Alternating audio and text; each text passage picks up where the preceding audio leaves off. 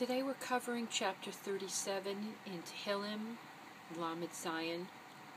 There's a great deal of information and ideas in this particular Perek, and I'd just like to go over a few of them that struck me. The psalm begins with discussing strengthening one's resolve not to be lured in by the trappings of the wicked. We're constantly bombarded by what we see around us. The wicked are prospering while the righteous individuals often struggle financially. David Melech advises us to strengthen our resolve and stay on the Torah path, even though the secular world is screaming for us to leave that path of Torah. We learn that happiness is a relative thing. If we define happiness by all the items we own, it becomes an insatiable desire for more and more. But if we use Torah guidelines of happiness, that's true and lasting happiness, and this is attainable. Fame and fortune in this particular Perek is likened to the fatted sheep. When burned, it becomes completely smoke and there's nothing left to show for itself. Yet we see tzaddikim compared to mountains, which are enduring. How does one find happiness? Not acquiring too many earthly possessions. It will only become a burden and become an insatiable desire and need.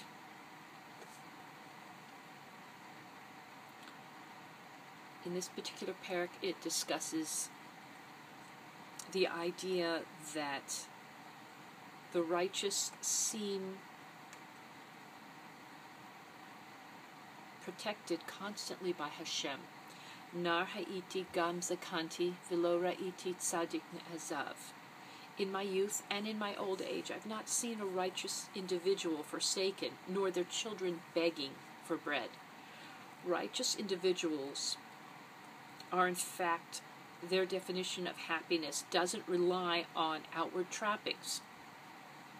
Rather, they're enriched by their learning and the learning performed by their children and their community, and doing the avodat of Hashem that the Torah requires us. These individuals are always generous, even when they themselves may be in some financial straits, for they know that Hashem is the one who decides upon one's parnasa. Through their words and their actions, they've instilled these attributes to their children and their children's children, so that they will continue on the path of Torah. For actions speak louder than words. If one asks oneself, are they leading a Torah life? Look to your children. Are they behaving in a way that is caring and loving and generous? Children learn by example and can be a blessing and a credit to their parents. Hashem will protect the offspring of the righteous now and in the future generations. Again, we see that because of the actions of our parents, we are continually protected by Hashem and other nations.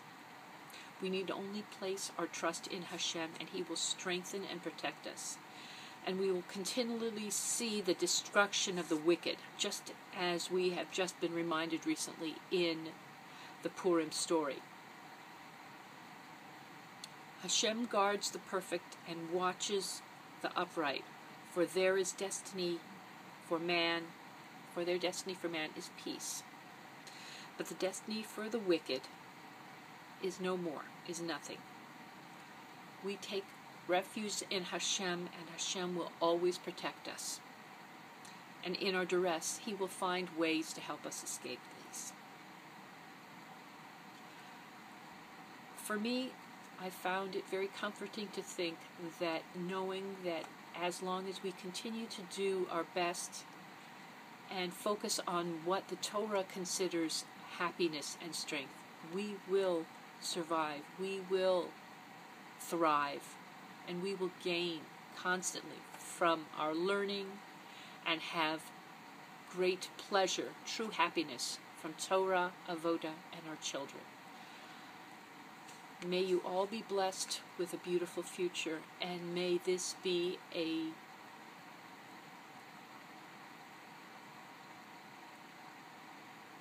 way of offering my great love, respect, and joy to Sara Rivka, and may her neshama only continue to grow and reach higher levels.